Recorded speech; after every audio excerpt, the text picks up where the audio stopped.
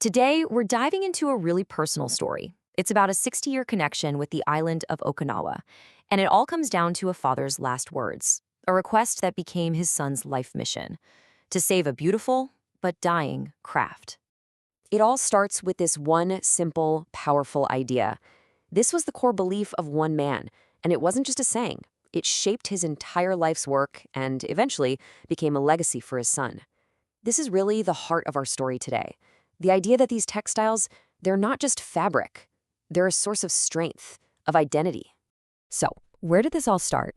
Well, it begins with a father, a young man stationed on an island that would, believe it or not, end up defining his family for generations to come. Okay, so picture this. We're rewinding the clock 60 years. Okinawa is still under U.S. administration. The author's father, he's just a 20-year-old kid when he first gets there. He starts out trading stuff like fabrics for school uniforms. You know, simple business. But this wasn't just some business trip. No way. This was the very beginning of a deep, lifelong bond with the island and, more importantly, its people. And for the author himself, as a kid, Okinawa wasn't just some abstract place his dad went to for work. It was real. It was the taste of the chocolate and gum his dad would bring home. It was the plastic models he'd get. It was the smell of those Sunday lunches, pork and eggs. It's these little sensory things, you know? They build this incredibly strong personal connection right from the very beginning. And here's a story that just perfectly shows how personal this all was. When he was just a little kid, in kindergarten, he remembers meeting the famous textile master, Hirohiro Oki. And Mr. Oki gave him a 5,000 yen note, just a small gift. It seems like a tiny thing, right? But that one memory connects his childhood directly to one of the masters of the very craft he would one day dedicate his life to protecting. So all of this personal history, it's really setting the stage for the big, pivotal moment in the story. Because years down the line, one single conversation between Miss Father and son is going to completely transform everything, turning the family business into something so much more, a life's mission. So, let's just run through the timeline real quick. The author joins the family business when he's 25. For the next 9 years, he's working side by side with his dad. But then, his father gets sick, and just a year after that, he's gone. It's in this really short, intense, and emotional period that the torch is officially passed. And these were his father's words, right from his sickbed. Now, on the surface, that sounds like a suggestion, maybe some business advice. But it was so much more than that. This was a dying man's plea. A plea to refocus, to return to the real heart of his own life's passion. But then came the follow-up. And this is the part that gives it all this incredible weight. But you have to be prepared to bury your bones in Okinawa. Wow. I mean, this isn't a career move anymore, is it? This is a call for total, absolute, lifelong commitment. It's a promise to dedicate everything to this one single cause. So, you see what happened here? Those words, they just stopped being advice. They became something closer to a sacred duty. They were, for all intents and purposes, a last will and testament that would guide the author for the rest of his life. Every single decision he made from that day forward was shaped by this mission. So you might be asking, why such a heavy, all-or-nothing commitment? Well, it's because the father and son weren't just selling textiles. They were in a fight against a really deep, ingrained prejudice. And this is really the core of the conflict. On one side, you have the market perception. People saw barefoot Okinawa, this idea that it was a poor island where you could get handmade stuff for cheap. But the father, he saw something completely different. He saw the glorious Ryukyu culture. He knew this was a craft tradition every bit as important as those in Kyoto or Kaga. He saw the beautiful truth behind a very ugly stereotype. Now, after his father passed away, the author didn't just blindly accept this mission. He needed to know for himself. So he dove in. He devoured books on Okinawan history. He read everything he could on folk art theory. He really did the work to understand the culture at its deepest level. And you know what?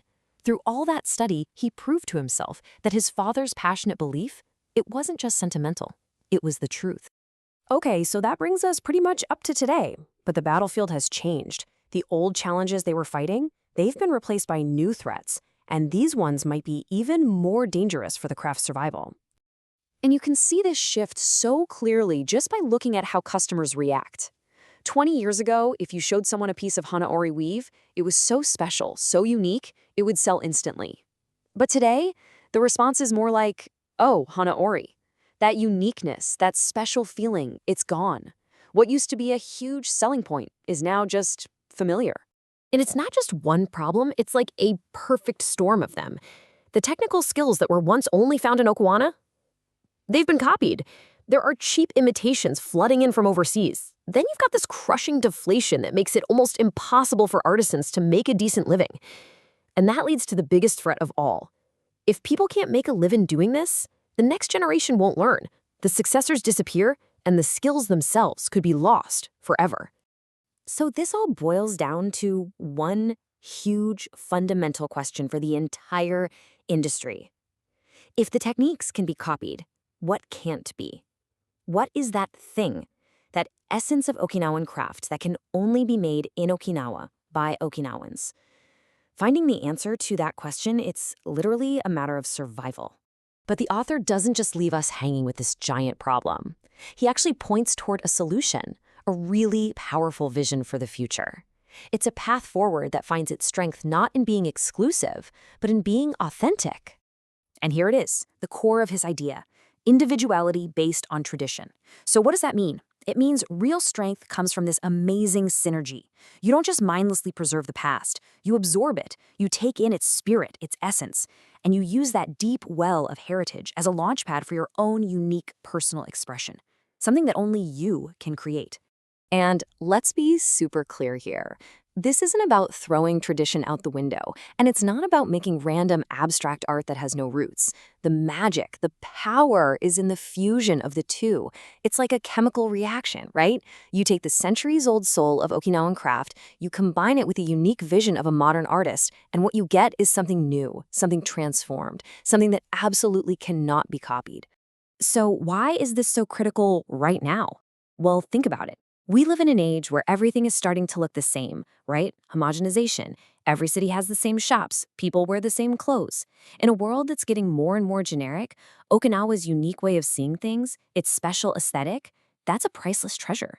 In fact, that's the very source of the power his father was talking about all those years ago.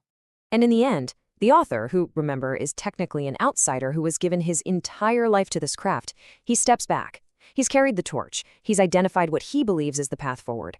But he concludes that the final, most crucial step, how to actually leverage that unique cultural treasure, well, that's a question that only the people of Okinawa themselves can answer. It's a powerful legacy, for sure, but it's also a powerful challenge for the future.